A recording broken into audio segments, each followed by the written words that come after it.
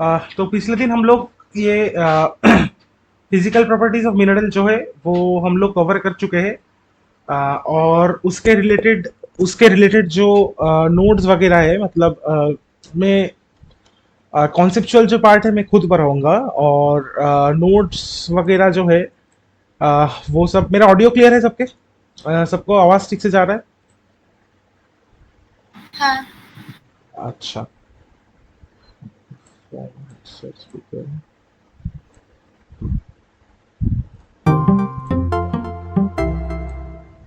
अच्छा, तो मेरा आवाज ठीक से जा रहा है सबको, आई गेस सो। तो आज हम लोग देखेंगे थोड़ा डिफरेंट चीज। पिछले क्लास में मैंने मैग्नेटिज्म, फ्लोरोसेंस, फॉस्फोरेसेंस ये सब पढ़ा है। एकदम फर्स्ट क्लास में हम लोगों ने कलर्स, ये लास्टर, क्लीवेज एटसेट्रा जो मिनरल प्रॉपर्टीज होता है, जिसको देख के हैंड स्पेसिमेन में हम लोग मिनरल आइडेंटिफिकेशन कर सकते हैं,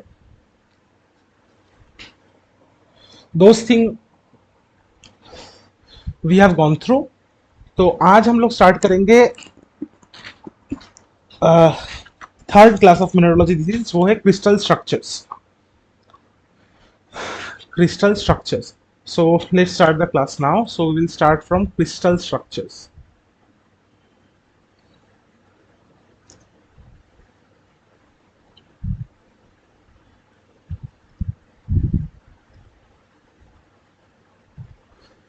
सो क्रिस्टल स्ट्रक्चर्स का हम लोगों का मिनरोलॉजी आज थर्ड क्लास है। मिनरोलॉजी के थर्ड क्लास है, और पिछले क्लासेस का वीडियो अभी 5 अगस्त तक हम लोगों का फ्री डेमो चल रहा है। तो पिछले क्लासेस का जो वीडियोस है वो हम लोग शेयर कर दूंगा, मैं यूट्यूब में अपलोडेड है। वो क्लासेस का वीडियो लिंक सबको मिल जाएगा।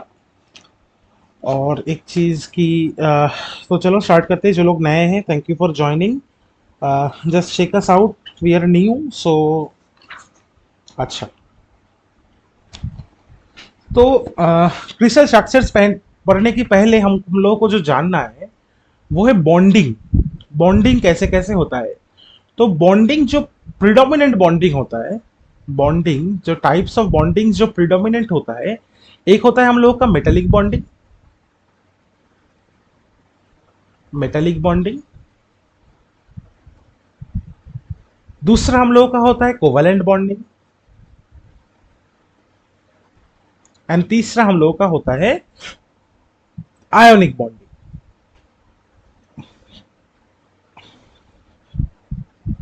ये तीन टाइप ऑफ बॉन्डिंग ज्यादातर हम लोगों को एक मिनरल में दिखाई देता है, एक सॉलिड फेज में दिखाई देता है। आई एम नॉट सेइंग कि ये ज्यादातर सॉलिड, हम लोग जब सॉलिड के बारे में डिस्कस करेंगे तो प्रिडोमिनेंटली ये तीन टाइप ऑफ बॉन्डिंग्स आ जाएंगे, ठीक है ना। पर जब हम लिक्विड डिस्कस करेंगे तो डिफरेंट डिफरेंट बॉन्डिंग्स होगा। वो हम इग्नियस पेट्रोलॉजी जब पढ़ेंगे तो हम उसके डिटेल्स में जाएंगे, क्योंकि डिटेल जाना इंपॉर्टेंट है, बेसिक कॉन्सेप्ट क्लियर करना इंपॉर्टेंट है। तो क्या होता है? तो पहले जो होता है मैकेनिकल बॉन्डिंग क्या होता है, मेटालिक बॉन्डिंग क्या होता है। मेटालिक बॉन्डिंग ज्यादातर क्या होता है, दोनों मेटल के, तो फ्रॉम द नेम इटसेल्फ हम लोगों को पता चल रहा है कि मेटालिक बॉन्डिंग जो होता है इसमें मेटल इन्वॉल्व रहते हैं, मेटल्स इन्वॉल्व रहते हैं। अभी अगर हम पीरियोडिक टेबल के साइड में देखें, तो पीरियोडिक टेबल अगर यहाँ पर हाइड्रोजन है, हीलियम है, यहाँ पर हम लोगों का लिथियम आता है, बेरिलियम आता है, फिर इस साइड में बेरिलियम आता है, फिर यहाँ पर boron, carbon, nitrogen, oxygen, fluorine, neon, ठीक है। तो नियॉन, और यहाँ पे हीलियम। फिर तुम्हारा आ जाता है सोडियम, पोटाशियम, मैग्नीशियम, कैल्शियम, ये सब सब वगैरह आ जाता है। पर बेसिक आइडिया देखो, पीरियोडिक टेबल के लेफ्ट साइड में जो रहते हैं, पीरियोडिक टेबल के लेफ्ट साइड में जो रहते हैं, इसको हम मेटल्स बोलते हैं। इसमें सबसे हाई मेटेलिक प्रॉपर्टीज होते हैं। जैसे कि ना तुम्हारा आ गया लिथियम, बेरिलियम, फिर आ गया तुम्हारा यहाँ पर सोडियम, फिर पोटाशियम, फिर कैल्शियम, एटसेट्रा एटसेट्रा। और डी ब्लॉक में भी ये जो बीच में आता है, फिर lithium, beryllium, boron, carbon, nitrogen, oxygen, fluorine, neon, sodium, magnesium, फिर यहाँ पे तुम लोगों का आता है aluminium, silicon, phosphorus, sulphur, chlorine, iodine, etcetera etcetera. तो ये जो जितना हम लेफ्ट साइड में रहेंगे उतना मेटेलिक प्रॉपर्टी हम लोगों को ज्यादा दिखाई देगा। और जितना हम लेफ्ट टू राइट मूवमेंट करेंगे, पीरियोडिक टेबल में लेफ्ट टू राइट जितना हम जाएंगे, पीरियोडिक टेबल में लेफ्ट टू राइट जितना हम जाएंगे उतना हम लोगों का क्या होगा, मेटेलिक प्रॉपर्टी जो है वो धीरे धीरे घटता जाएगा, मेटेलिक प्रॉपर्टी जो है धीरे धीरे घटता जाएगा। तो मेटल माने क्या है, मेटल का बेसिक जो अगर हम इलेक्ट्रॉनिकली बोले तो मेटल का सिस्टम यही है कि जो एलिमेंट्स इजीली इलेक्ट्रॉन को है वो डोनेट कर देता है, डोनेट करके पॉजिटिव चार्ज, पॉजिटिव आयंस यानी कि कैटायंस बनाते हैं, उसको ही हम ज्यादातर मेटल्स बोलते हैं। और भी कोई प्रॉपर्टीज है, सपोज उसका मेटालिक साउंड होना चाहिए, एटसेट्रा एटसेट्रा, बहुत सारे हैं। I think you guys heard red those things in your junior classes like 11, 12 और 8, 9, 10 ऑल्सो। पर बेसिक प्रॉपर्टीज जो मेटल का होता है वो है कि ये लोग इलेक्ट्रॉन को हमेशा डोनेट कर देता है, इलेक्ट्रॉन्स को डोनेट करके ये कैटायन बन जाता है। For an example sodium, sodium क्या है, ये इलेक्ट्रॉन डोनेट करके ये सोडियम प्लस Na प्लस बन जाता है। अभी क्यों ये करता है, बेसिक केमिस्ट्री से कौन बताएगा मुझको क्यों ये करता है, क्यों सोडियम इलेक्ट्रॉन डोनेट करता है, किसी को मालूम है क्यों मेटल्स हमेशा इलेक्ट्रॉन डोनेट करना चाहता है? कोई भी मटेरियल क्यों इलेक्ट्रॉन को गेन करेगा, इलेक्ट्रॉन को अपने अंदर लेगा या फिर इलेक्ट्रॉन को डोनेट कर देगा, दूसरे एलिमेंट्स को दे देगा, क्यों होता है, किसको मालूम है? मालूम है किसी को? Please speak up guys, don't be शाई। डाउट क्लियर करने के लिए आए हम यहाँ पे, अगर डाउट है या फिर नहीं है फिर भी देखने के लिए आए तो इंटरैक्ट करो। तो किसी को प्लीज प्लीज गाइस, हाँ बोल। अच्छा, तो इलेक्ट्रॉन डोनेट या फिर इलेक्ट्रॉन गेन क्यों होता है? देखो अगर बेसिक केमिस्ट्री से समझाएंगे, सोडियम का एटॉमिक नंबर क्या है? सोडियम का एटॉमिक नंबर है 11, 11, ठीक है। सबसे ज्यादा पीरियोडिक टेबल में सबसे ज्यादा स्टेबल एलिमेंट्स कौन से रहते हैं? Inert gases. इनर्ट गैसेस क्या है? Helium, neon, argon, krypton, xenon and radon. These things are the most electronically stable atoms present in the periodic table. और ये तुम अगर पीरियोडिक टेबल देखोगे तो पीरियोडिक टेबल के एक्सट्रीम राइट में ये रहते हैं। तो एक एलिमेंट का स्टेबिलिटी के लिए क्या होता है, देखो ये जो ऑर्बिटल्स होते हैं या फिर शेल होता है, शेल माने क्या, S, P, D and F, ये तुम लोगों का चारों शेल हो गया। तो S में कितने इलेक्ट्रॉन्स हो सकते हैं? S में 2 इलेक्ट्रॉन्स हो सकते हैं। P में मैक्सिमम कितने इलेक्ट्रॉन्स हो सकते हैं? P में 6 इलेक्ट्रॉन्स हो सकते हैं, max two max. And D में कितने हो सकते हैं? F में हम बाद में जाते हैं, F में उतना इंपॉर्टेंट हम लोगों के लिए है नहीं अभी। D में कितना होता है? D में 10 इलेक्ट्रॉन्स होते हैं मैक्सिमम इलेक्ट्रॉन्स क्या होता है? 10। तो हमेशा कोई भी एलिमेंट स्टेबल, सबसे ज्यादा स्टेबल कब होगा? जब भी उसकी आउटर शेल जो है वो कंप्लीटली फिल्ड होगा, जो कि ना ये इनर्ट गैसेस के अंदर रहते हैं। आउटर शेल जो है वो कंप्लीटली इलेक्ट्रॉन से फिल्ड रहता है। एक वो है स्टेबिलिटी का प्रोसीडियर, और एक स्टेबिलिटी, थोड़ा बहुत स्टेबिलिटी मिलता है कब? जब एक ये जो लास्ट शेल से मैं डी करके डी लेके दिखाता हूं, जो है हाफ फिल्ड रहता है।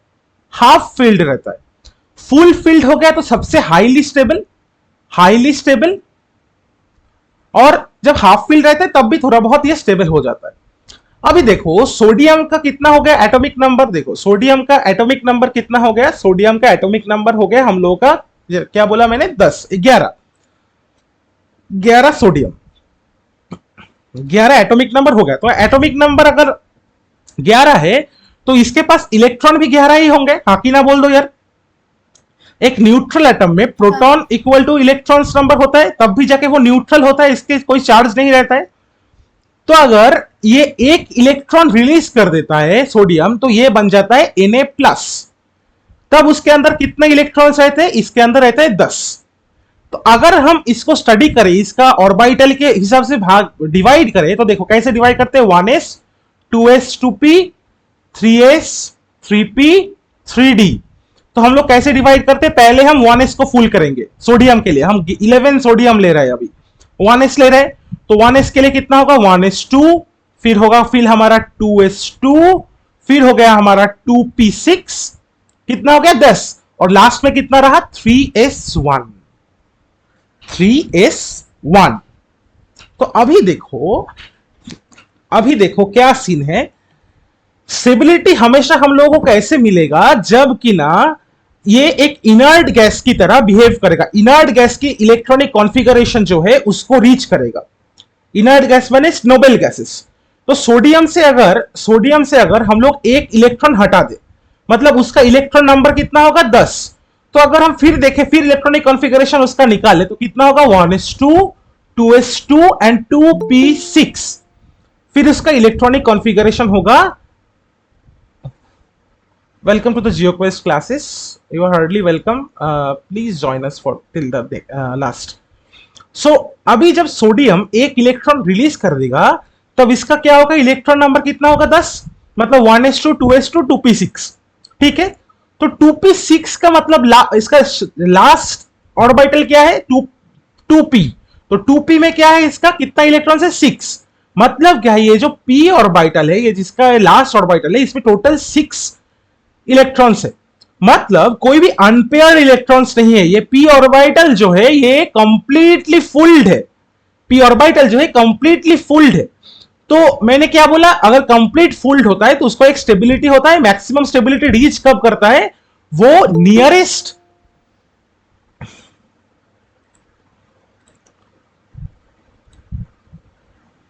कंप्लीटली स्टेबल कब रहता है, जब वो नियरेस्ट इनर्ट गैस जो होता है उसका इलेक्ट्रॉनिक कॉन्फ़िगरेशन उसको मिल जाता है। तो अगर हम देखेंगे पीरियोडिक टेबल जो मैंने छोटा सा करके लिखा, तो सोडियम का नियरेस्ट किधर लिखा मैंने, या तो लिखा था, जो भी छोड़ो। सोडियम का नियरेस्ट जो इनर्ट गैस है उसका वो है नियॉन। अभी नियॉन का एटॉमिक नंबर कितना होता है 10। तो नियॉन का अगर हम इलेक्ट्रॉनिक कॉन्फ़िगरेशन निकाले एक न्यूट्रल नियॉन का, तो वो है 1s2, 2s2 एंड 2p6, जो कि ना Na प्लस के एटॉमिक कॉन्फ़िगरेशन के साथ एग्जैक्टली मैच कर रहा है। मैंने पहले ही बोल दिया कि ये इनर्ट गैस जो है, helium, neon, argon, krypton, xenon and radon, these are the most stable elements in the periodic tables. ये जो है helium, neon, argon, krypton, xenon, radon, ये सब जो है 6 gases, these are the most stable gases या फिर और most stable elements in the periodic table। तो सोडियम जब भी एक इलेक्ट्रॉन अपनी शेल से निकाल रहा है, तब वो जाके सोडियम प्लस जब हो रहा है, तब वो क्या हो रहा है कि ये नियरेस्ट जो इनर्ट गैस है उसकी इलेक्ट्रॉनिक कॉन्फ़िगरेशन को जाके रीच कर रहा है। मतलब क्या हो रहा है, ये सोडियम जो है ये स्टेबल हो जा रहा है, ये स्टेबल हो जा रहा है। मतलब कोई भी एलिमेंट अगर इलेक्ट्रॉन अपने अंदर ले रहा है या फिर इलेक्ट्रॉन डोनेट कर रहा है, दूसरे किसी को दे रहा है, तो वो क्यों कर रहा है, वो स्टेबिलिटी रीच करने के लिए कर रहा है। वो स्टेबिलिटी रीच करने के लिए कर रहा है। स्टेबिलिटी सबसे ज्यादा कैसे रीच होगा, उसका जो नियरेस्ट इनर्ट गैस है या फिर नोबल गैसेस है उसका इलेक्ट्रॉनिक कॉन्फ़िगरेशन करके उसको स्टेबिलिटी रीच होगा। दूसरा कैसे होगा, अगर उसका लास्ट जो ऑर्बिटल है वो कंप्लीटली फिल्ड हो जाए इलेक्ट्रॉन से, वो कंप्लीटली फिल्ड हो जाए इलेक्ट्रॉन से, तब जाके वो स्टेबिलिटी रीच करेगा। और तीसरा क्या है, अगर उसका लास्ट जो ऑर्बिटल है वो हाफ फिल्ड रहे, वो हाफ फिल्ड रहे, तब भी थोड़ी बहुत स्टेबिलिटी उसको मिलता है। तो कोई भी मटेरियल जो है वो इलेक्ट्रॉन डोनेट या फिर रिसीव इसी वजह से करते हैं। अभी मैं जिसमें था कि अगर हम एक पीरियोडिक टेबल देख रहे हैं, तो ये पीरियोडिक टेबल समझो तुम्हारा यहां से हाइड्रोजन, हीलियम, फिर तुम्हारा यहां से lithium, beryllium, boron, carbon, nitrogen, oxygen, fluorine, neon, sodium, फिर आ गए सोडियम, मैग्नीशियम, एटसेट्रा एटसेट्रा। तो जितना हम लेफ्ट से राइट को जाएंगे, जितना हम लेफ्ट से राइट को जाएंगे, उतना हमारा क्या होगा, मेटेलिक प्रॉपर्टी जो है, मेटेलिक प्रॉपर्टी जो है वो डिक्रीज करेगा, वो डिक्रीज करते जाएगा। और नॉन मेटेलिक प्रॉपर्टी क्या है, इंक्रीज करते जाएगा। इसका मतलब क्या है, जितना राइट में रहेगा वो इलेक्ट्रॉन जल्दी जल्दी क्या करेगा, डोनेट कर देगा, उतना आसानी से वो डोनेट कर देगा, बहुत आसानी से वो डोनेट करेगा। और जितना लेफ्ट में रहेगा, मतलब इनर्ट गैस छोड़ के उसके पहले जितना लेफ्ट में रहेगा, वो उतना आसानी से इलेक्ट्रॉन कैप्चर कर देगा. Let me just share periodic table for your better understanding.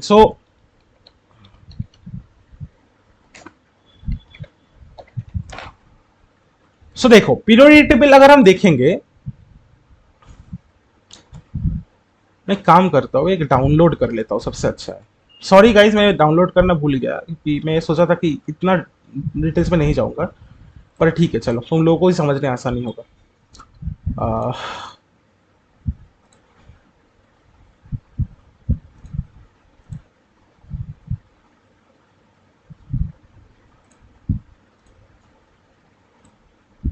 देखो थोड़ा पीरियोडिक टेबल के बारे में समझ जाते हैं, फिर हम लोगों को बेसिक केमिस्ट्री वाला जो क्वेश्चन आता है ना जैम में, और भी फंडामेंटली हम लोगों को क्लियर हो जाएगा. तो देखो एक चीज देखो, ये तुम्हारा सपोज हम लोगों का सोडियम है. कौन सा,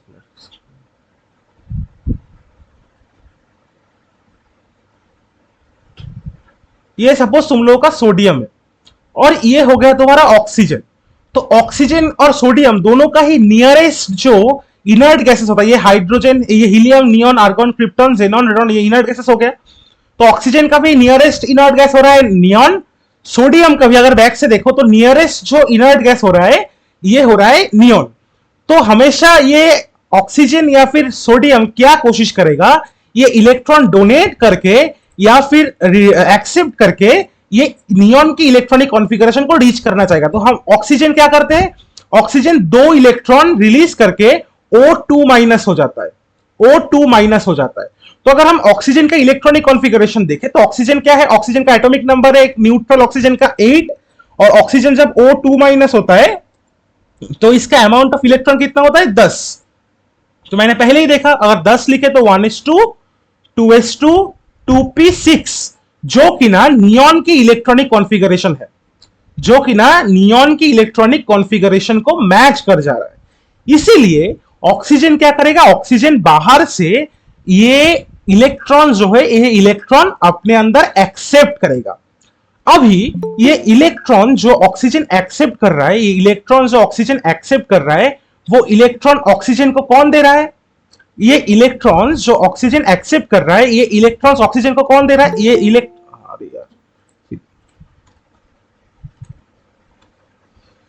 इलेक्ट्रॉन्स ऑक्सीजन को दे रहा है कोई ना कोई, ये सोडियम या फिर कैल्शियम इस जैसे कोई ना कोई एलिमेंट, जो क्या करता है, जो अपने से इलेक्ट्रॉन रिलीज करना चाहता है हर वक्त. तो पीरियोडिक टेबल में पहले ही बोला, जो नहीं थे एक बार फिर से सुन लो. पीरियोडिक टेबल में अगर हम इस साइड से, ये क्या हो रहा है, अगर हम पीरियोडिक टेबल में इस साइड से इस साइड में जितना हम जाएंगे उतना हम लोगों का मेटालिक प्रॉपर्टी डिक्रीज करता जाएगा. पोटेशियम से हम जितना ब्रोमीन के ओर जाएंगे उतना हम लोगों का मेटालिक प्रॉपर्टी डिक्रीज करता जाएगा, और इलेक्ट्रोनेगेटिविटी जो है, इलेक्ट्रोनेगेटिविटी वो इंक्रीज करता जाएगा. अभी इलेक्ट्रोनेगेटिविटी क्या होता है, इलेक्ट्रोनेगेटिविटी वो होता है कि कोई भी एक एटम का affinity towards gaining electron, affinity towards gaining electron, वो कितने आसानी से इलेक्ट्रॉन को अपने अंदर गेन कर सकता है, अपने अंदर ले सकता है, लेके एक आयन बना देता है. तो सबसे इलेक्ट्रोनेगेटिव एलिमेंट है फ्लोरीन. ठीक है, कितने आसानी से वो अपने अंदर इलेक्ट्रॉन को ले सकता है. तो मैंने बोला, और फिर देखो, तो अगर तुम पीरियोडिक टेबल फिर देखेंगे तो ये ऑक्सीजन भी एक इलेक्ट्रोनेगेटिव ही है, क्योंकि वो जस्ट फ्लोरीन के बाजू में ही है. पर ये लिथियम जो है ये बहुत ही लो इलेक्ट्रोनेगेटिविटी है, क्योंकि ये इलेक्ट्रोनेगेटिव प्रॉपर्टी भी मेटालिक प्रॉपर्टी के साथ साथ जितना लेफ्ट से हम लोग राइट की ओर जाएंगे उतना इलेक्ट्रोनेगेटिविटी क्या होगा, डिक्रीज करेगा. मतलब जितना हम लेफ्ट में रहेंगे वो इलेक्ट्रॉन डोनेट करना चाहेगा, वो इलेक्ट्रॉन लेना नहीं चाहेगा, और जितना हम राइट में जाएंगे वो अपने अंदर इलेक्ट्रॉन लेना चाहेगा. समझ में आया कि नहीं आया, एक बार बोल दो यार. इलेक्ट्रोनेगेटिविटी और ये कैसे पीरियोडिक टेबल के बेसिस पे हम लोग डिफाइन करते हैं, वो समझ में आया कि नहीं आया, एक बार बोल दो भाई. क्लास में सबको बोलना चाहिए, बाकी लोग बोलो समझ में आया कि नहीं आया. एक बार जस्ट इंटरेक्ट करो ना, शाई होकर बैठने से कोई नहीं होगा. अपना जो हक है वो लेना है हमको. प्लीज यार कोई एक तो बोल दो प्रेरणा को छोड़ के. Yes sir. Okay, thank you so much. अच्छा, तो अभी ये जो लेफ्ट साइड में रहते हैं, और फिर थोड़ा बहुत ये डी ग्रुप एलिमेंट भी आते हैं, मैं वो बाद में आऊंगा कभी भी, इसको हम बोलते हैं मेटल्स। और जितना हम लेफ्ट जाते हैं उसको हम कह देते हैं नॉन मेटल्स। तो मेटल को आइडेंटिफाई करने के लिए एक फंडामेंटल प्रॉपर्टी अगर इलेक्ट्रॉन के तरफ से देखेंगे तो मेटल्स क्या है, मेटल्स हमेशा इलेक्ट्रॉन डोनेट करते हैं, हमेशा इलेक्ट्रॉन डोनेट करते हैं। और नॉन मेटल्स क्या करते हैं, हमेशा इलेक्ट्रॉन एक्सेप्ट करते हैं, हमेशा इलेक्ट्रॉन एक्सेप्ट कर लेते हैं। ठीक है, तो मेटल नॉन मेटल का ये फंडामेंटल कॉन्सेप्ट क्लियर हो गया। अभी हम घुसेंगे जो मैंने पहले स्टार्ट किया था कि what is metallic bonding. What is metallic bonding? Anybody has any idea what metallic bonding is? Please.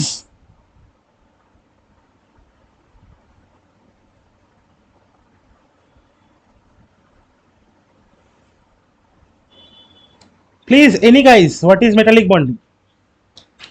The chemical bonding हुई metal. हाँ, वो तो हमको नाम से ही पता चल रहा है। Exactly, you have said the correct thing, but थोड़ा और डिटेल्स में, थोड़ा और डिटेल्स में मेटालिक बॉन्डिंग क्या होता है।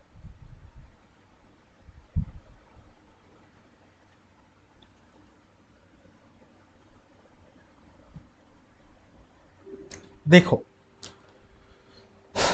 ये जो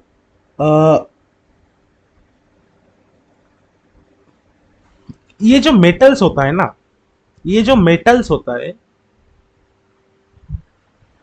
इसमें जब कोई भी तरह का एनर्जी गिरता है, ये लोग एनर्जी इलेक्ट्रॉन को है रिलीज कर देता है, और रिलीज करके ये पॉजिटिवली चार्ज मटेरियल बन जाता है, पॉजिटिवली चार्ज मटेरियल बन जाता है। तो ये पॉजिटिवली चार्ज मटेरियल को हम लोग क्या बोलते हैं, ये पॉजिटिवली चार्ज मटेरियल को हम लोग बोलते हैं कैटायंस, राइट? कैटायंस बनते हैं। और ये मेटल जो है, ये मेटल जो इलेक्ट्रॉन थोड़ा बहुत बाहर के छोड़ देता है, इसको हम बोलते हैं कंडक्शन इलेक्ट्रॉन, कंडक्शन इलेक्ट्रॉन। अभी सोचो कि दो मेटल का एक ही मेटल का, एक पर्टिकुलर मेटल का, सपोज ले लेते हैं आयरन। आयरन में भी ऐसे कंडक्शन मेटेड इलेक्ट्रॉन्स होगा। अभी आयरन का इस से क्लियर है, जहां पे पॉजिटिव चार्ज भी है, नेगेटिव चार्ज भी है।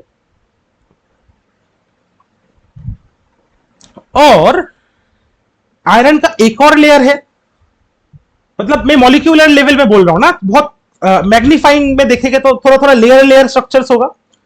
तो इस स्ट्रक्चर्स में भी ये पॉजिटिव चार्जेस होगा और ये नेगेटिव चार्जेस होगा। तो मेटेलिक बॉन्डिंग में क्या होता है, इस लेयर का जो नेगेटिव चार्ज मटेरियल्स है वो दूसरे लेयर की पॉजिटिव चार्ज वाले लेयर को अट्रैक्ट करते हैं, पॉजिटिव चार्ज वाले लेयर को अट्रैक्ट करते हैं, और ये जो नेगेटिव है इसका पॉजिटिव को अट्रैक्ट करते हैं। इसके लिए एक इलेक्ट्रोस्टैटिक फोर्स इन दोनों में काज करता है, इलेक्ट्रोस्टैटिक फोर्स, जिसके लिए ये दोनों एक साथ रहते हैं, एक बॉन्डिंग होता है इन दोनों में, जिसको हम बोलते हैं metallic bonding.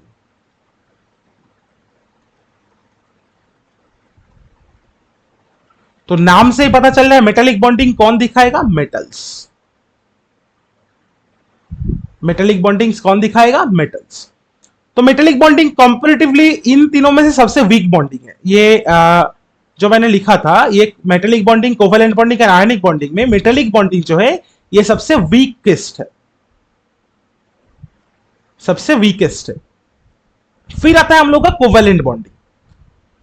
Covalent bonding, covalent bonding में क्या होता है, कोवेलेंट बॉन्डिंग एक स्ट्रॉन्ग बॉन्डिंग होता है comparative to metallic bonding.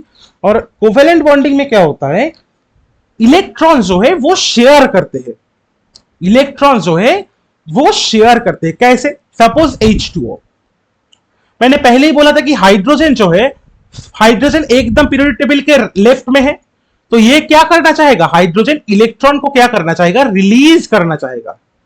Hydrogen जो है इलेक्ट्रॉन को रिलीज करके H प्लस बन जाता है। और ऑक्सीजन क्या है, ऑक्सीजन ये इलेक्ट्रॉन जो है इसको गेन करना चाहता है, 2 इलेक्ट्रॉन गेन करके ये O2 माइनस बन जाता है, जो इसका सबसे स्टेबल फॉर्म है। तो देखोगे अगर वाटर मॉलिक्यूल को देखोगे तो देखोगे कितना है, एक ऑक्सीजन है और दोनों साइड में एक हाइड्रोजन है। तो ये क्या करेगा, ये हाइड्रोजन का जो इलेक्ट्रॉन है ये बीच में रखेगा एक जगह, इस हाइड्रोजन का जो इलेक्ट्रॉन है ये एक बीच में एक जगह रखेगा। और ऑक्सीजन क्या है, इस दोनों इलेक्ट्रॉन को एक शेयर करेगा, अपने अंदर ले लेगा, पूरा नहीं लेगा पर बीच में किसी एक जगह रख के शेयर करेगा दोनों इलेक्ट्रॉन को।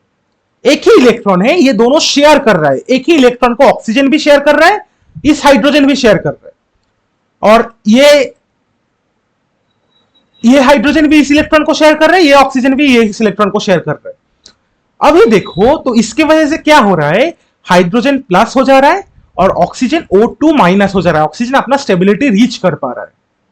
पर कोवेलेंट बॉन्ड में आप ऐसा फंडा नहीं लगाएंगे कि H प्लस O2 माइनस ज्यादातर नहीं लगाते, वो हम आयनिक बॉन्डिंग में ज्यादातर करते हैं। तो यही कोवेलेंट बॉन्डिंग है कि एक मटेरियल का इलेक्ट्रॉन या फिर एक मॉलिक्यूल का इलेक्ट्रॉन दूसरे मॉलिक्यूल क्या है शेयर करके दोनों में एक बॉन्ड बनाएगा, दोनों में एक बॉन्ड बनाएगा, उसी को हम बोलते हैं कोवेलेंट बॉन्डिंग। कोवेलेंट, देखो को मींस क्या, मतलब जो शेयरेबल चीज है दोनों का एक साथ होता है। जब उसकी को ऑर्गेनाइजर, दोनों ऑर्गेनाइजर है, को ऑर्गेनाइज कर रहे हैं, एक दूसरे के साथ ऑर्गेनाइज कर रहे हैं। वैलेंट क्या है, वैलेंट मतलब वैलेंट इलेक्ट्रॉन्स, लास्ट शेल में प्रेजेंट इलेक्ट्रॉन्स, मतलब दोनों के ही लास्ट शेल में जो इलेक्ट्रॉन है those electrons are same, that's why covalent bonding, covalent bonding. अभी और एक होता है आयनिक बॉन्डिंग।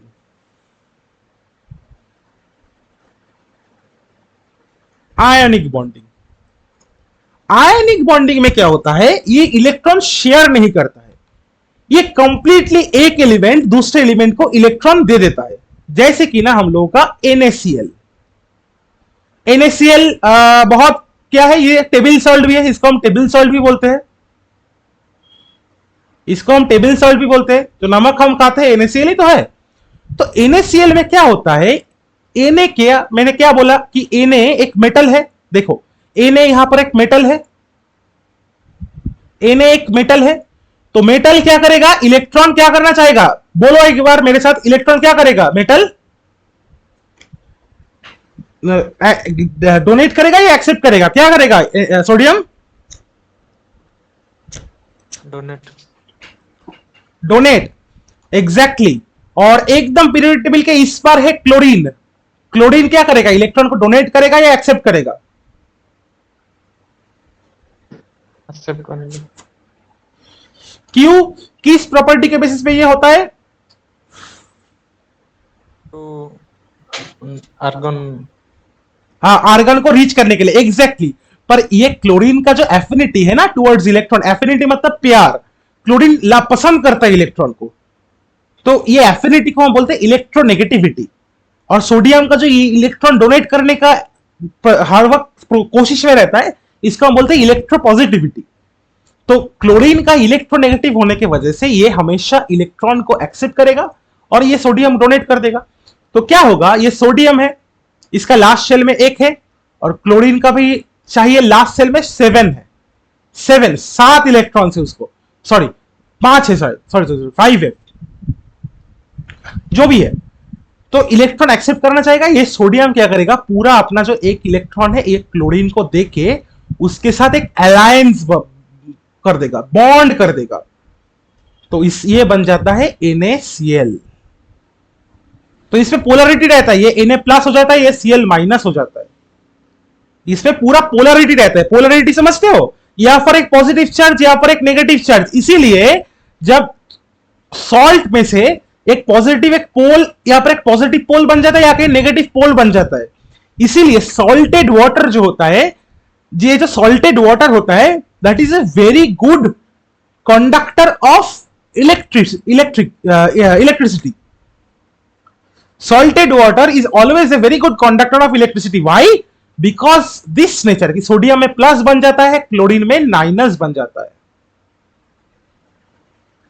समझ में आया कि नहीं आया? एक बार सब बोलो, समझ में आया? मैं जितना बोला अभी तक समझ में आया कि नहीं आया? बाकी सब जी सर सब समझ में आया?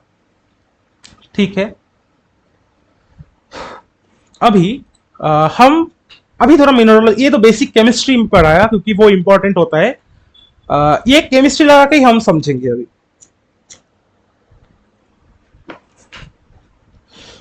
तो ये मिनरल्स जो होते हैं ना,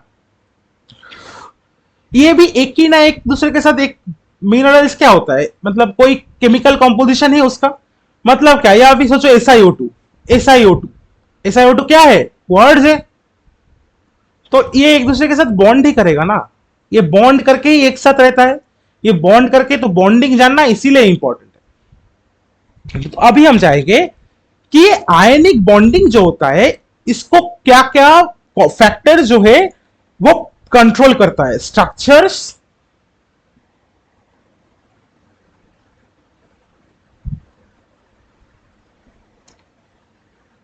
कंट्रोल विथ आयनिक बॉन्डिंग.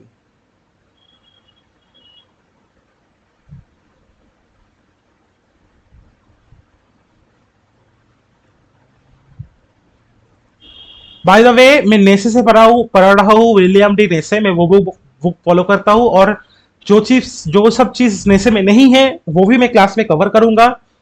और वो खुद को नोट लेना है. और जो एग्जाम्पल जो है जो जैम में आता है, अगर टेलीग्राम का ग्रुप तुम लोग देखोगे तो मैं पिछले क्लास के ही एक एग्जाम्पल जो है, as me myself clear JAM, क्योंकि मैं NIT राउरकेला का स्टूडेंट हूं, तो मैं भी जैम जब प्रिपेयर कर रहा था, तो वो जब प्रिपेयर कर रहा था, इसीलिए जो एग्जाम्पल्स था मैंने एक लिस्ट बनाया था सब चीज का, तो वो मैं शेयर कर दूंगा. पर कॉन्सेप्चुअल पार्ट में बाद में शेयर करूंगा, पहले बुक पढ़ना होगा. ठीक है, चलो. तो ये structure controls with ionic bonding, वो क्या है? वो 5 रूल है. 5 रूल क्या क्या है? वो कौन दिया था रूल? वो बोलते हैं Pauling's rule. Pauling's rules, sorry. तो पोलिंग्स रूल क्या क्या है? फर्स्ट जो रूल है, 1 नंबर जो रूल है, वो है कोऑर्डिनेशन प्रिंसिपल. Coordination principle. तो कोऑर्डिनेशन क्या होता है? कोऑर्डिनेशन क्या होता है कि कोऑर्डिनेशन प्रिंसिपल हमको बताता है कि एनायंस जो है, एनायंस क्या है? जो नेगेटिवली चार्ज आयन है,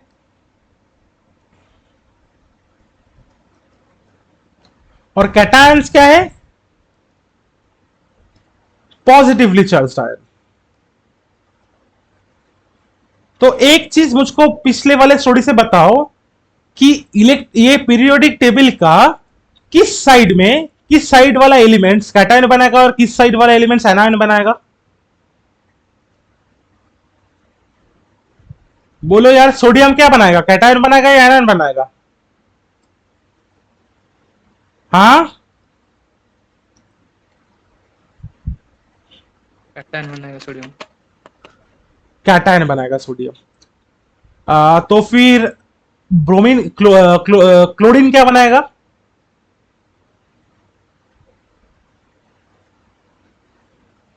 क्लोरीन क्या बनाएगा? कैटायन या एनायन? एनायन. एनायन बनाएगा, राइट. वो भी, ये कैटायन कौन होगा, एनायन कौन होगा, वो भी वो इलेक्ट्रोनेगेटिविटी जो मैंने पहले बोला उसके ऊपर ही डिपेंड करके बनता है. तो कोऑर्डिनेशन प्रिंसिपल बोलता है कि हाउ ये कैटायंस और एनायन से एक क्रिस्टल में जो होता है वो कैसे एक दूसरे के साथ पैक रहेगा, एक दूसरे के साथ पैक करके रहेगा, एक दूसरे के साथ एक साथ रहेगा. রিপিট করো না. কোন পার্ট থেকে বল? তোমার ওই অ্যানায়ন ক্যাটায়নের কিছু একটা বলছিলে. हाँ हाँ, मैं ये बोल रहा है एक बार रिपीट करने के लिए. अच्छा, तो मैं यही पूछा कि सोडियम जो है वो कैटायन बनेगा कि एनायन बनाएगा? Positive charge. तो क्या बनाएगा? कैटायन। कैटायंस। और इस साइड वाला एलिमेंट सपोज ऑक्सीजन, कैटायन बनाएगा या एनायन बनाएगा? एनायन। एनायन बनेगा, एग्जैक्टली मैं वही बोला। तो पीरियड ये इलेक्ट्रोनेगेटिविटी एंड इलेक्ट्रॉन डोनेशन या एक्सेप्टेंस के ऊपर डिपेंड करके कैटायन बनता है और एनायन बनता है। तो एक सेकंड, रिकॉर्ड हो रहा है ना? हाँ रिकॉर्ड हो रहा है। अच्छा, तो ये कोऑर्डिनेशन प्रिंसिपल क्या बोलता है कि ये कैटायंस एंड एनायंस एक मिनरल के अंदर कैसे एक दूसरे के साथ पैक्ट रहेगा, एक दूसरे के साथ पैक्ट कैसे रहेगा। अच्छा, तो एक चीज और भी इंपॉर्टेंट है जिसको हम बोलते हैं कोऑर्डिनेशन नंबर। कोऑर्डिनेशन नंबर माने क्या है? ये बेसिकली क्या डिनोट करता है कि the number of cations, number of anions which are in contact with cations, which are in contact with cations। मतलब सपोज हम लोग SiO2 ले लेते या फिर SiO4 ले लेते, SiO4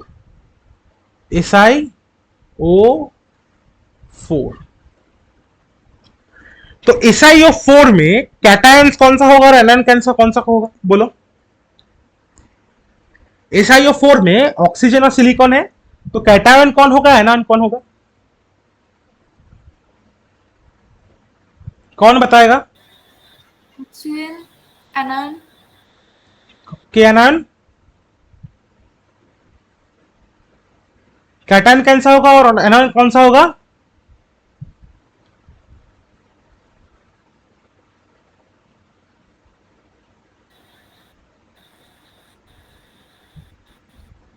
हाँ, इसमें थोड़ा कॉम्प्लेक्सिटी आ गया है ना। देखो क्यों कॉम्प्लेक्स, ये मेरे को बोलना था। Silica cation, oxygen anion.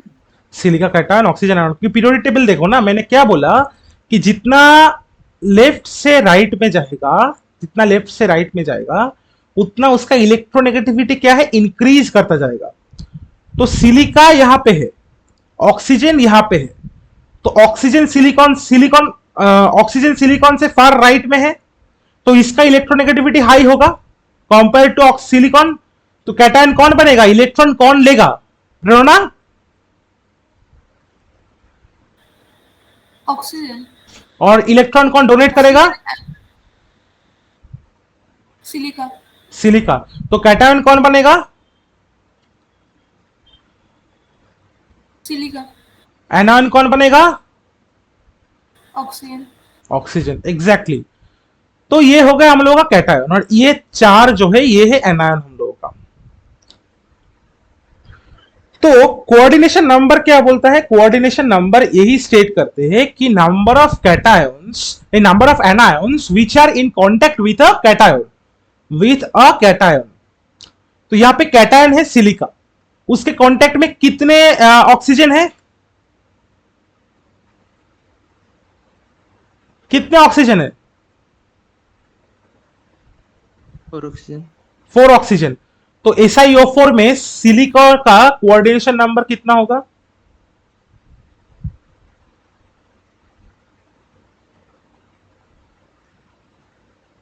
SI4 होगा ना, एग्जैक्टली राइट, 4 होगा। पर हमेशा ये क्रिस्टल स्ट्रक्चर SiO4 इजी है। फिर और एक लेते हैं, सपोज NaCl। इसमें ना NaCl थोड़ा तुम लोगों के लिए प्रॉब्लम हो जाएगा, छोड़ो छोड़ो, SiO4 से समझ आ जाएगा। तो पर हमेशा ना ऐसे करके क्रिस्टल का स्ट्रक्चर हम लोग करके देख नहीं सकते, क्योंकि जब बहुत बड़ा कॉम्प्लेक्स स्ट्रक्चर्स आ जाता है तब जाके हम लोगों का प्रॉब्लम हो जाता है। NaCl का एक कॉम्प्लेक्स स्ट्रक्चर है, वो बाद में मैं बताऊंगा कभी जब क्रिस्टलोग्राफी पढ़ेंगे हम लोग। तो क्या होता है, कोऑर्डिनेशन नंबर कैलकुलेशन करके भी हम लोग बता सकते हैं। एक्चुअली कोऑर्डिनेशन नंबर आप कैलकुलेट करके नहीं बता सकते, मतलब हम पहले क्या कर सकते हैं, हम पहले रेडियस रेशियो कैलकुलेट कर सकते हैं। रेडियस रेशियो, रेडियस रेशियो माने radius of cation divided by radius of anion.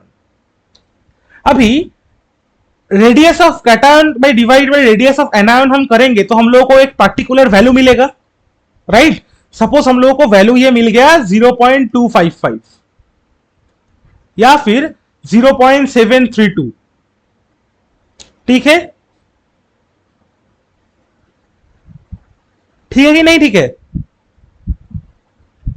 हाँ ठीक है तो सर। अभी इस रेडियस रेशियो की वैल्यू के ऊपर बेस करके हम लोग कोऑर्डिनेशन नंबर असाइन कर सकते हैं। वो कैसे असाइन करेंगे, चलो देखते हैं। कोऑर्डिनेशन नंबर, अगर कोऑर्डिनेशन नंबर है 2 तो उसका रेडियस रेशियो कितना होगा, या फिर अगर रेडियस रेशियो है लेस देन 0.155 देन उसका कोऑर्डिनेशन नंबर होगा 2। अगर रेडियस रेशियो है 0.155 टू 0.414 उसका कोऑर्डिनेशन नंबर होगा 3। अगर रेडियस, ये बहुत इंपॉर्टेंट है, इसमें बेसिस करके एग्जाम में क्वेश्चन आएगा ही आएगा, पकड़ के चलो, एक नेट तो आएगा ही, बहुत मतलब 80% चांस है।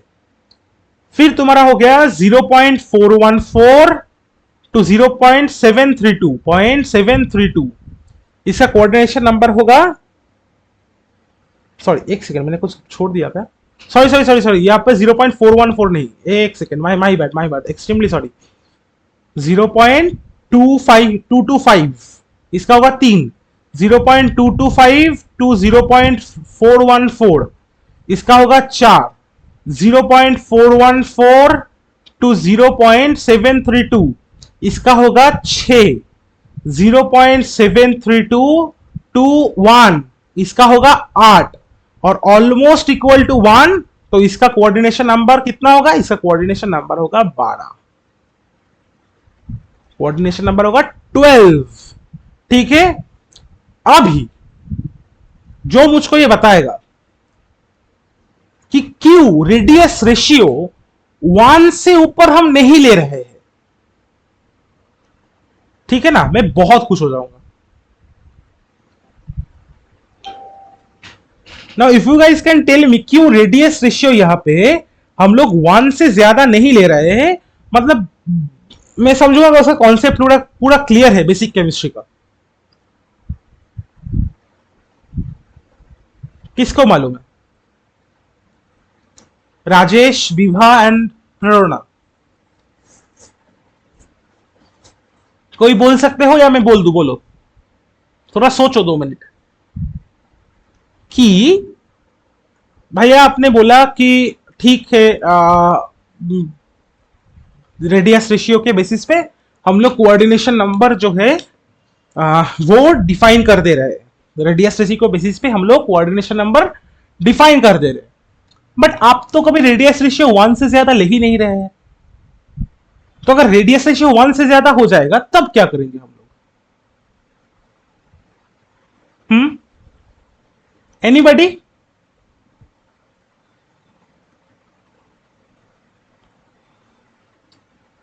नेगेटिव चले আসবে তো। ना, नेगेटिव नहीं आएगा। राजेश, विभा,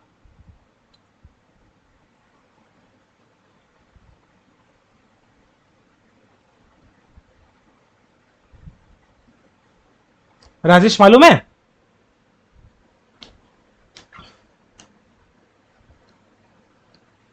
फिर मैं बोल दूं, बोलो यार, थोड़ा तो रिस्पॉन्स करो यार। क्या होगा अगर कोऑर्डिनेशन नंबर हम लोगों का मतलब रेडियस रेशियो क्यों 1 से ऊपर नहीं जा रहा है? किसी को नहीं होगा? नहीं होगा? Rajesh? Not sure about that. Not sure about that. क्या आ रहा है, ख्याल क्या आ रहा है, मतलब थोड़ा भी कुछ आ रहा है तो बोलो। ठीक है, मतलब अनस्टेबल होगा। सॉरी, मिनरल अनस्टेबल होगा। मिनरल अनस्टेबल होगा, अच्छा ओके, अनस्टेबल होगा, that's a quite good assumption। पर एक चीज ध्यान से सोचो तो, कि कभी भी कोऑर्डिनेशन नंबर एक से ज्यादा हो सकता है क्या? चलो मैं इतना बोल दिया कि कोऑर्डिनेशन नंबर कभी भी can not be greater then one, sorry radius ratio कभी भी can not be greater then one.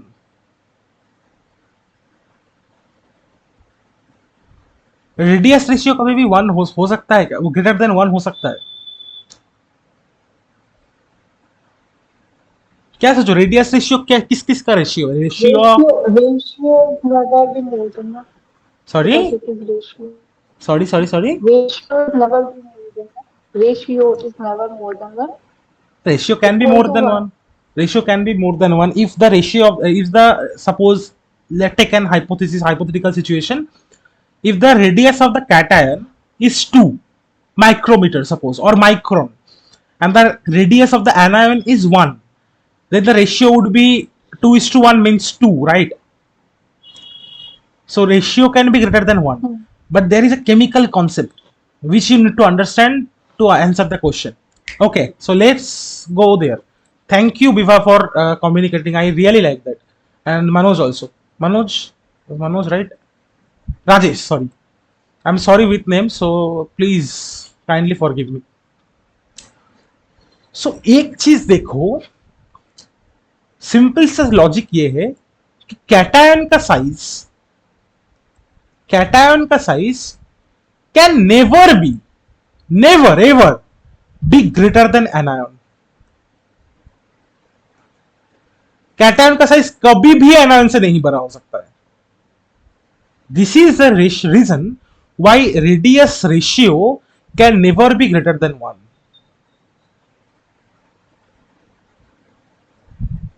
समझे? रेडियस रेशियो मतलब क्या है? Radius of cation by radius of anion, right? पर अगर कैटायन का साइज कभी भी एनायन से ज्यादा हो ही नहीं पा रहा है, तो कैसे ये ग्रेटर देन 1 होगा? अभी multi million dollar question is why, क्यों कैटायन का रेडियस एनायन का रेडियस से ज्यादा नहीं हो सकता है? चलो वो देखते हैं हम लोग। तो कैटायन क्या होता है? कैटायन क्या होता है? पॉजिटिव चार्ज होता है।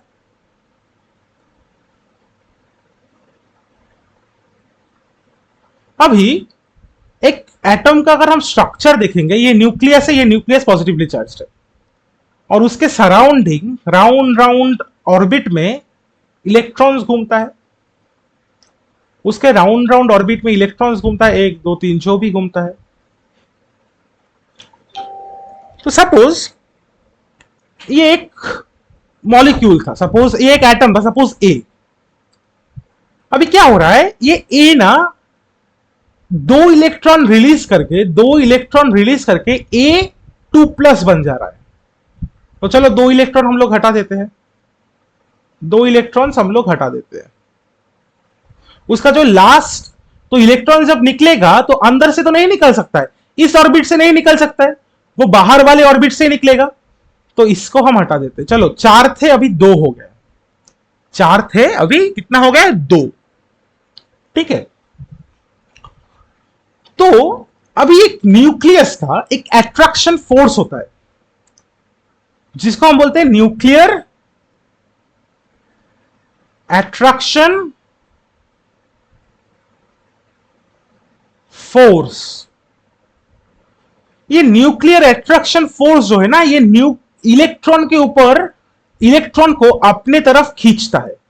इलेक्ट्रॉन्स को, सॉरी मेरा हैंडराइटिंग भी गंदा है, मेरा ड्राइंग भी गंदा है, पर मेरा कॉन्सेप्ट क्लियर है, तो please bear with that. I am really very sorry, but मेरा हैंडराइटिंग और ड्राइंग बहुत ही गंदा है। ये न्यूट्रॉन क्या करता है? ये न्यूट्रॉन अपने तरफ इस इलेक्ट्रॉन को खींचता है, जैसे सन की ग्रेविटी क्या करता है? अर्थ को अपने तरफ खींचता है। वैसे ये न्यूक्लियस भी इलेक्ट्रॉन को अपनी तरफ खींचता है। तो सपोज पहले क्या था? पहले 4 इलेक्ट्रॉन्स था, पहले 4 इलेक्ट्रॉन था, तो चारों तरह से ये न्यूट्रॉन जो है, ये सॉरी फिर से न्यूट्रॉन, ये न्यूक्लियस जो है अपनी तरफ ये खींचेगा ये 4 इलेक्ट्रॉन को।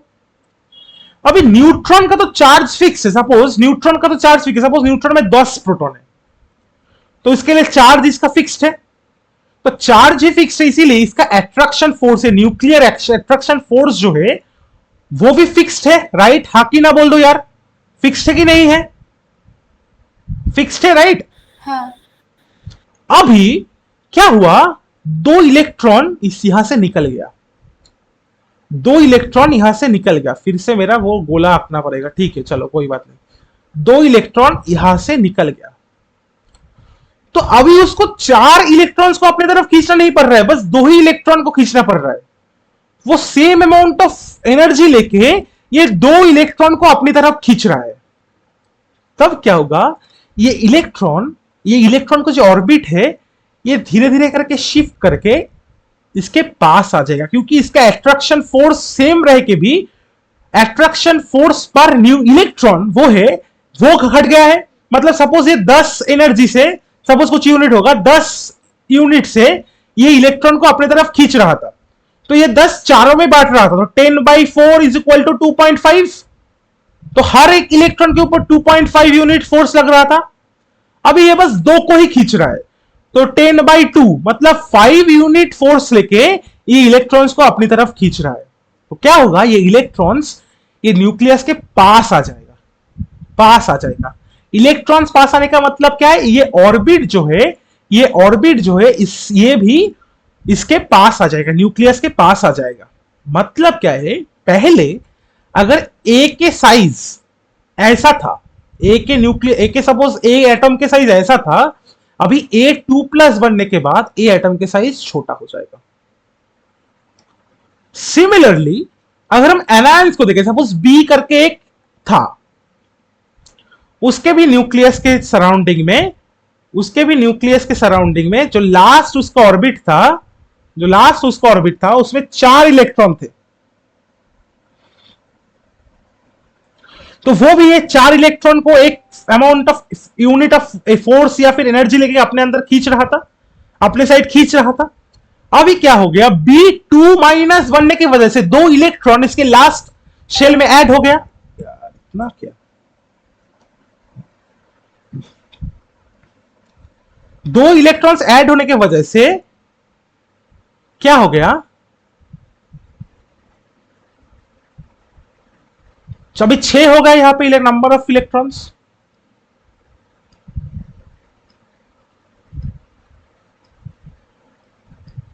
पर उसका अट्रैक्शन के लिए जो न्यूक्लियर अट्रैक्शन फोर्स जो था, वो फोर्स पहले भी 10 यूनिट था, अभी भी 10 यूनिट है। पहले चारों में डिस्ट्रीब्यूट हो रहा था, तो पर एक इलेक्ट्रॉन पा रहा था कितना, 2.5। अभी जब भी 2 इलेक्ट्रॉन ऐड होकर 6 हो गया, तो 10/6 ये जो भी है कितना हो रहा है, 10/6 माने 1.6 समथिंग, 6 यूनिट पकड़ के चलो। तो ये होने की वजह से क्या हो रहा है, 1.66 बेसिकली 1.66, तो 2.5 ज्यादा है या फिर 1.66 ज्यादा है, कौन ज्यादा है, 2.5 ज्यादा है। तो पहले जितना अट्रैक्शन इलेक्ट्रॉन को मिल रहा था, अब उससे कम अट्रैक्शन हर एक इलेक्ट्रॉन को मिल रहा है। तब क्या होगा, ये जो इलेक्ट्रॉन्स का ऑर्बिट है ये एक्सपैंड कर जाएगा, समझे कि नहीं समझे, बोलो यार। इसीलिए क्या होता है, पहले अगर बी मॉलिक्यूल का, बी एटम का साइज इतना था, अभी B2- बन के ये साइज हो जाएगा इतना। तो जब कोई भी मॉलिक्यूल कैटायन बनता है, कोई भी एटम, सॉरी मॉलिक्यूल हर बार बोल रहा हूं, कोई भी एटम अगर कैटायन बनता है, उसका साइज क्या होता है, डिक्रीज करता है। और कोई भी एनायन, अगर कोई भी एटम अगर एनायन बनता है, उसका साइज सिग्निफिकेंटली इंक्रीज कर जाता है। तो इसीलिए size of anion is always greater than cation. अभी क्या देखे थे कि रेडियस रेशियो, चलो तो रेडियस रेशियो क्या था, radius ratio was radius of cation divided by radius of anion. अभी अगर radius of cation is always greater than radius of anion, कभी भी ये रेशियो ग्रेटर देन 1 हो सकता है? अगर radius of cation radius of anion से इंक्रीज हो रहा है तो कभी भी ये रेशियो ग्रेटर देन 1 नहीं हो सकता है, right? Am I right?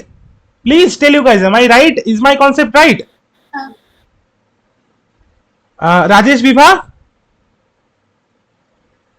do you think what I have said is conceptual, it's logical? You have to always go for things which are logical. Rajesh and Vibha, please, one of you please answer just once. हाँ, Yes. समझे? पूरा एकदम clear हो गया? तो इसीलिए Yes. Thank you so much, इसीलिए cation का साइज कभी भी एनायन के साइज से बड़ा नहीं हो सकता है। That is the reason why the radius ratio can never be greater than 1, can never be greater than 1. Okay, अभी तो इसके वजह से हम लोग कभी भी रेडियस रेशियो को ग्रेटर देन 1 नहीं ले सकते। चलो, तो ये हो गया तुम्हारा पाउलिंग्स का फर्स्ट रूल। थोड़ा लेंथी जाएगा क्लास में, बीच में 15 मिनट का ब्रेक भी दे सकता हूं अगर तुम लोगों को चाहे तो। फिर हो गया तुम्हारा इलेक्ट्रोस्टैटिक वैलेंसी प्रिंसिपल, जो कि है rule 2। Electrostatic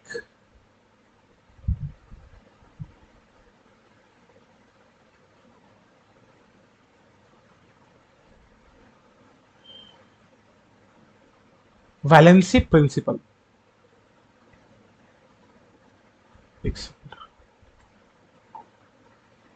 electrostatic valency principle क्या होता है? ये बेसिकली डिस्क्राइब करता है कि number of bonds that is reaching from an anion, number of bonds that is reaching to the cation, to the anion from a cation. मतलब suppose ये एक एनायन है, ये एक एनायन है और ये सारा कैटायन से, तो ये कैटायन एनायन में बॉन्ड होगा, तो कितना नंबर ऑफ बॉन्ड्स, कितना अमाउंट ऑफ बॉन्ड्स, या फिर स्ट्रेंथ ऑफ बॉन्ड्स, या फिर नंबर ऑफ बॉन्ड्स, कितना नंबर ऑफ बॉन्ड्स ये कैटायन से ये एनायन को मिल रहा है। तो अगर ये सिनेरियो देखें तो 4 है ईवीबी, इलेक्ट्रोस्टैटिक वैलेंस प्रिंसिपल। तो ईवीबी को हम कैसे कैलकुलेट करते हैं? ईवीबी ये कैलकुलेट हम कर सकते हैं ionic charge divided by its coordination number.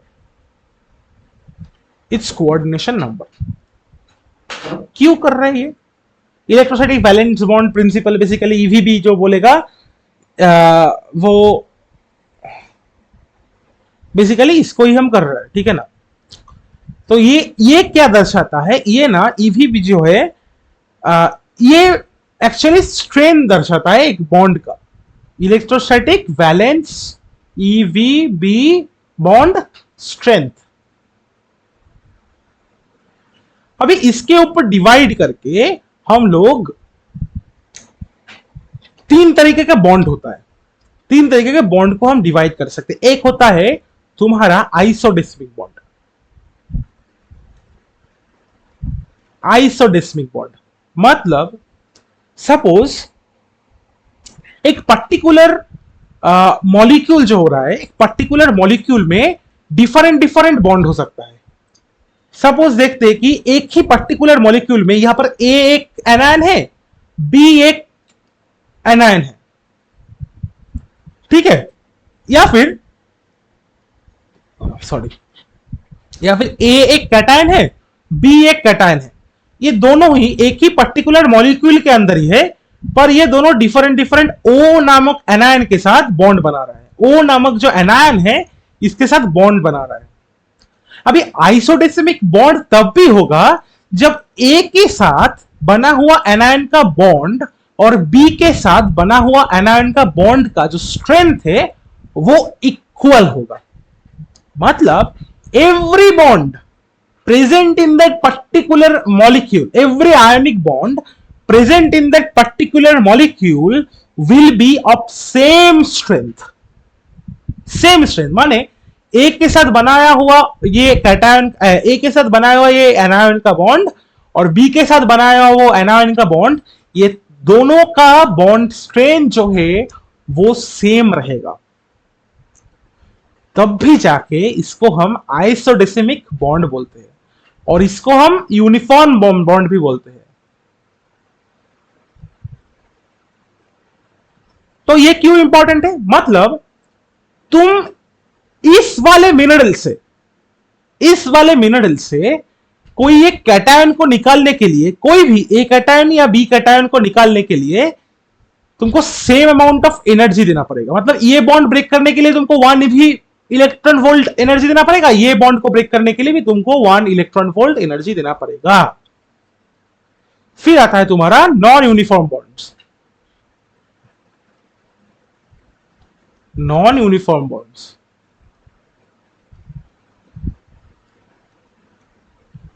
Non uniform bonds क्या होता है? अगर एक पर्टिकुलर मॉलिक्यूल के अंदर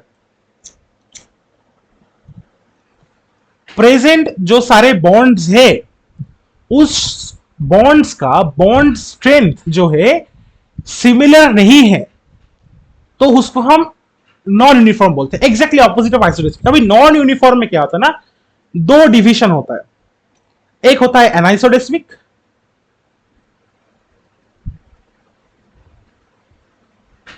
और दूसरा होता है मेसोडेसिमिक। ठीक है। अच्छा, आइसोडेसिमिक बॉन्ड का एग्जांपल है NaCl। एनाइसोडेसिमिक का सीन क्या है देखो,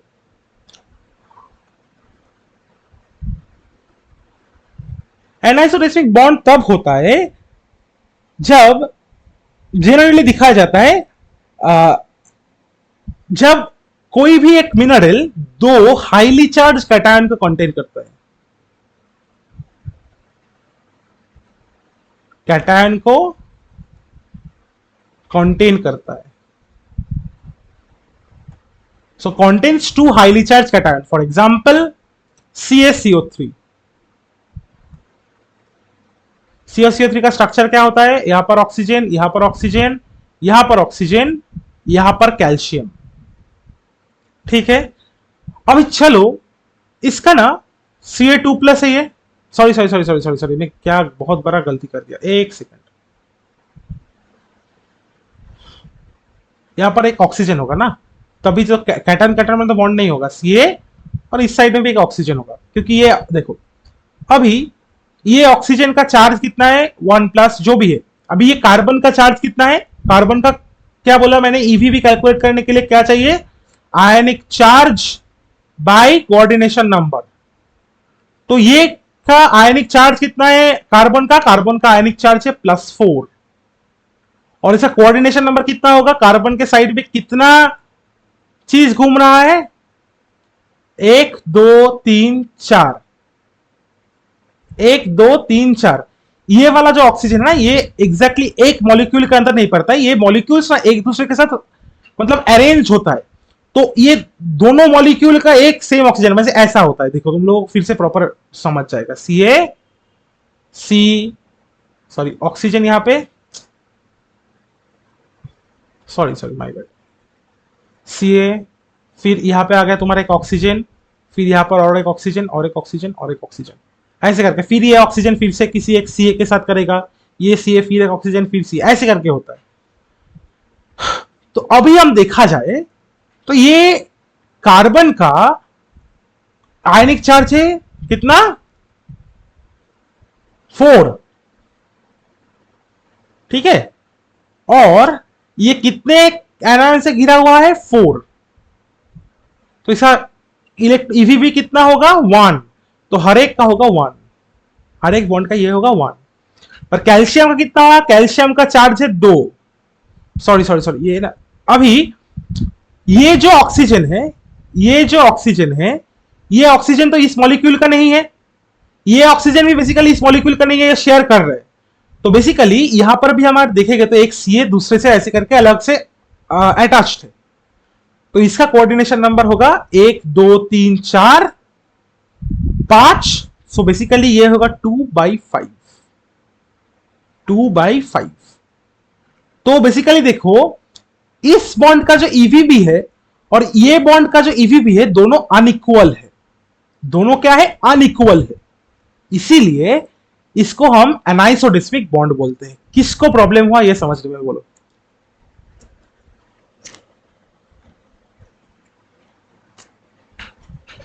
प्रेरणा बुझेছিস, समझ में आया? हाँ बाकी लोग समझ में आया? एक बार बोल दो यार हाँ भी ना एक भी। हाँ। ठीक है, फिर होता है हम लोगों का मेसोडेस्मिक bond.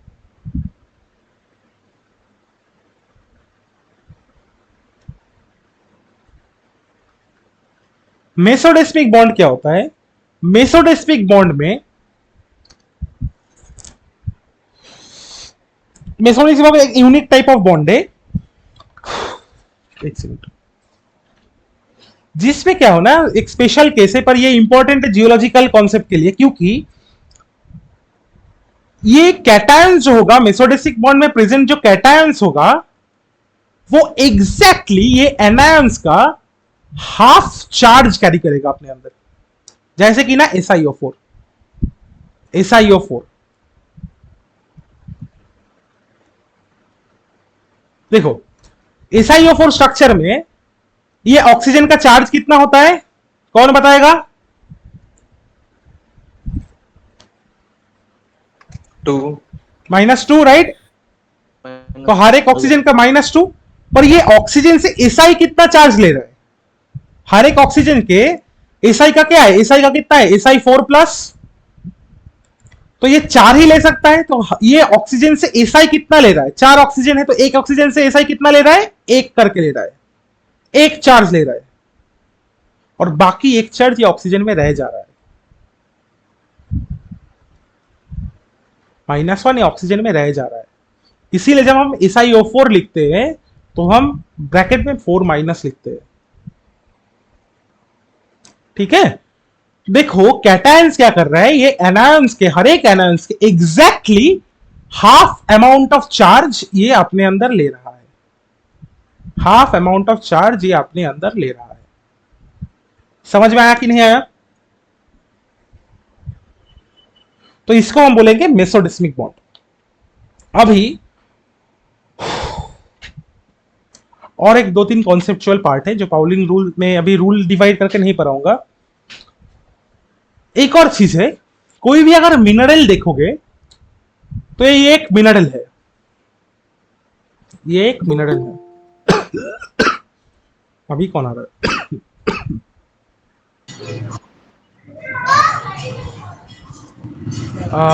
Saad please mute your mic please.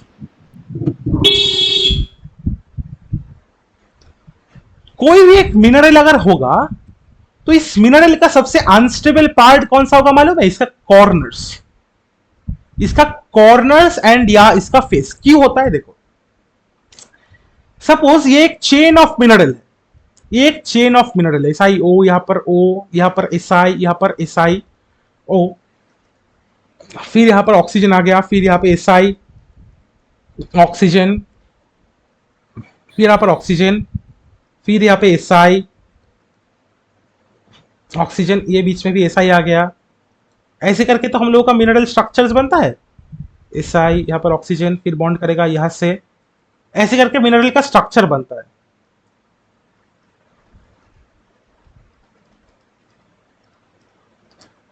ये देखो एज में जो मिनरल्स है, ये देखो हम लोग इस पोर्शन को देखते हैं। चलो ये पोर्शन में जो मिनरल्स, ये पोर्शन में जो मिनरल्स का जो एटम्स या फिर मॉलिक्यूल्स है, एटम्स से मॉलिक्यूल है, इस साइड में कुछ नहीं है। ये एज अगर हम पकड़े, ये एज अगर हम पर्टिकुलर पकड़े या फिर ये फेस टोटल पकड़े, तो कहीं ना कहीं तो खत्म होना चाहिए ना यार, कहीं ना कहीं तो ये बॉन्डिंग है, चेन जो है खत्म होना चाहिए। ये फेस में या फिर एज में जाके ये सब खत्म होता है, ये फेस में या फिर एज में जाके ये खत्म होता है। तो सपोज ये पकड़ के चलते, ये जो रेड मार्क जगह है, ये हम लोगों का ये जो एज है उसका मॉलिक्यूलर स्ट्रक्चर दिखाता है। तो मैंने क्या बोला, एसआई को पूरा फुलफिल्ड होने के लिए वजह से अपने साथ 4 बॉन्डिंग चाहिए, क्योंकि SI4+, पर ये एज में प्रेजेंट जो एसआई है इसमें कितना बॉन्डिंग हो रहा है, 1 बॉन्डिंग हो रहा है, 2 बॉन्डिंग हो रहा है, 3 बॉन्डिंग हो रहा है। यहां पर भी 1 बॉन्डिंग हो रहा है, 2 बॉन्डिंग हो रहा है, ऑक्सीजन में भी जो भी है। अच्छा मैं थोड़ा गलत कर दिया ये बॉन्डिंग, ठीक है मैं वो बाद में, पर भी एसआई का पकड़ के चलो, ऑक्सीजन का थोड़ा मैं मिस अप कर दिया। तो अभी देखो एस का यहां पर एक चार्ज रहेगा, रह जाएगा, हाँ की ना बोल दो यार, रहेगा कि नहीं रहेगा। सिमिलरली यहां पर भी एस का एक चार्ज रह जाएगा, यहां पर भी एस का एक चार्ज रह जाएगा, हाँ की ना, रहेगा कि नहीं रहेगा। हाँ। तो कॉर्नर्स में या फिर फेस में या फिर एज में मिनरल का चार्ज इंबैलेंस होता है, चार्ज फुलफिल नहीं होता है, फुल्ली चार्ज नहीं होता है। समझ में आ गया। इसीलिए कोई भी एक मिनरल का जो एज होता है या फिर कॉर्नर्स होता है या फिर फेस होता है, वो सबसे मिनरल का अनस्टेबल पार्ट होता है। पर अंदर देखो, अंदर ये एसआई को अगर हम पकड़े तो देखो 1 2 3 4 चारों ही बॉन्डिंग है इसका, इसका पूरा चार्ज फुलफिल्ड हुआ है, इसका पूरा जो चार्ज है ये फुलफिल्ड हुआ है। समझे। तो ये हो गया एक। दूसरा क्या होगा, ये किसको समझ में नहीं आया बोलो।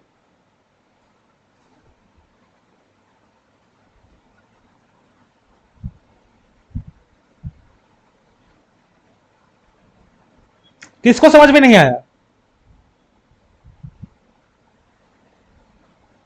अच्छा सबको समझ में आ गया, ठीक है। और एक रूल होता है, हमेशा कोई एक पर्टिकुलर मिनरल जो है, कोई एक पर्टिकुलर मिनरल जो है ये मोर देन 1 कैटायन होल्ड कर सकता है, मोर देन 1 कैटायन। सपोज हम लोगों का एम्फीपोल देख लो, या फिर आयरन रहता है, मैग्नीशियम रहता है, एटसेट्रा एटसेट्रा, जो भी है जो भी रहता है। अभी वो लोग क्या है, वो लोग पॉलीहेड्रा बनाता है।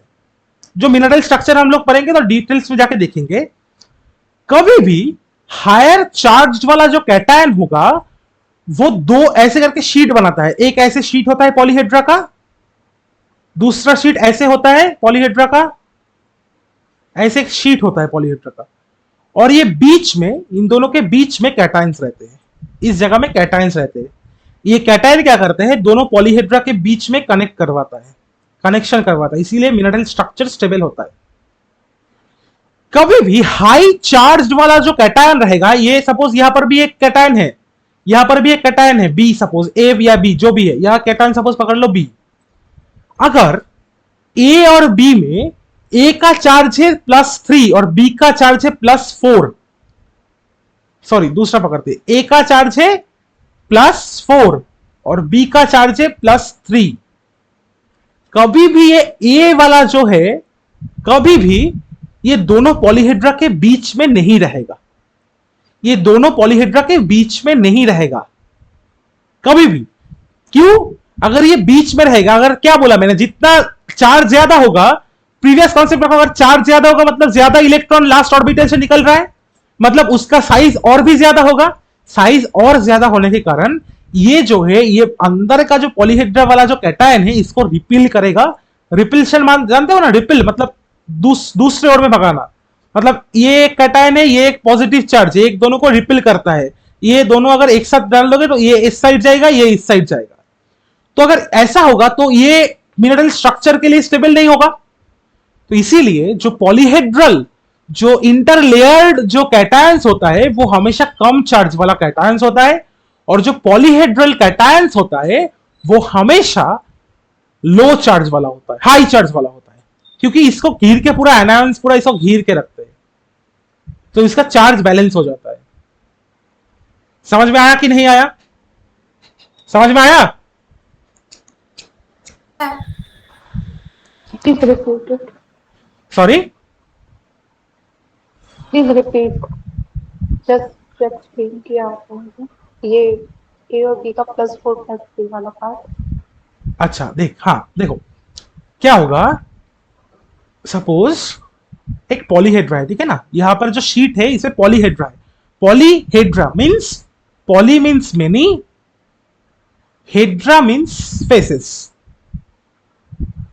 तो ये हो गया एक SiO4 पॉलीहेड्रा। उसका स्ट्रक्चर कैसे रहता है? इसका स्ट्रक्चर ऐसे रहता है, एक पॉलीहेड्रा है।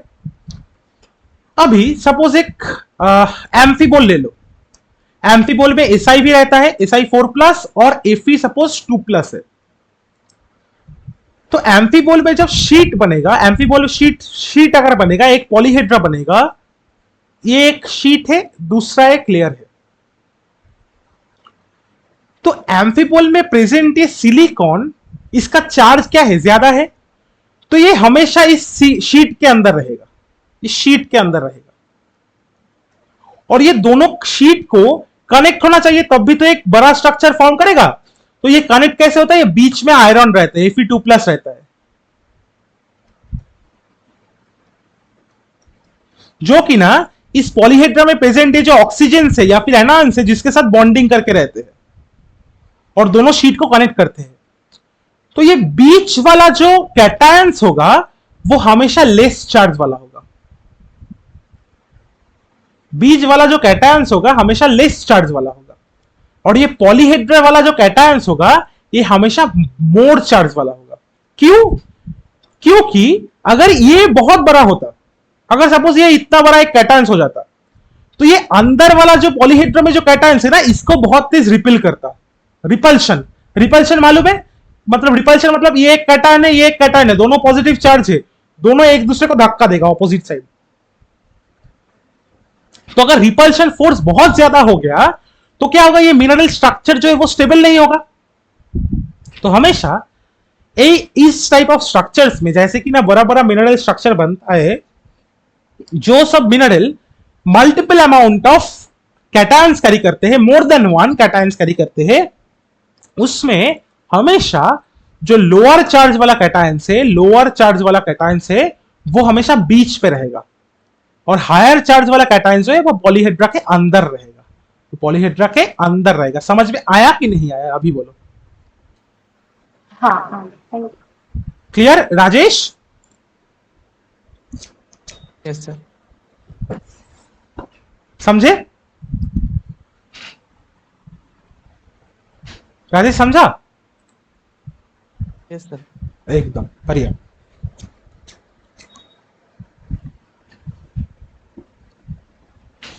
अच्छा, एक सेकंड, मैं थोड़ा पानी पी लेता हूं, ठीक है ना?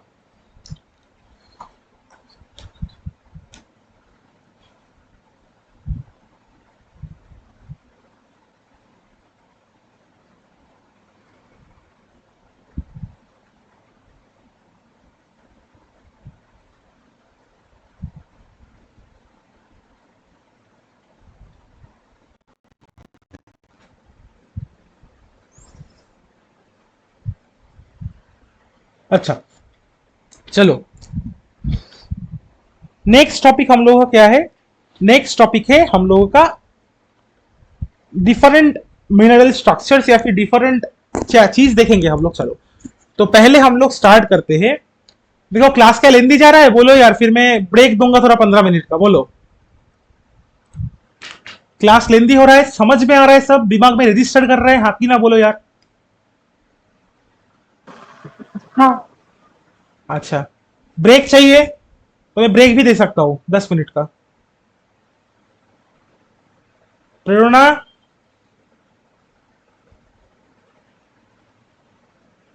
किरे ब्रेक चाहिए?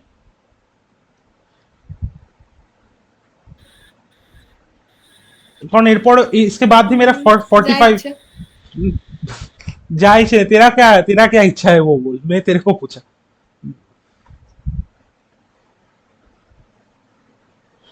Hello, 5 minute. ठीक है, सिर्फ 5 minutes break we will grant. हम लोग यहाँ पे पॉज रिकॉर्डिंग का ऑप्शन नहीं है क्या?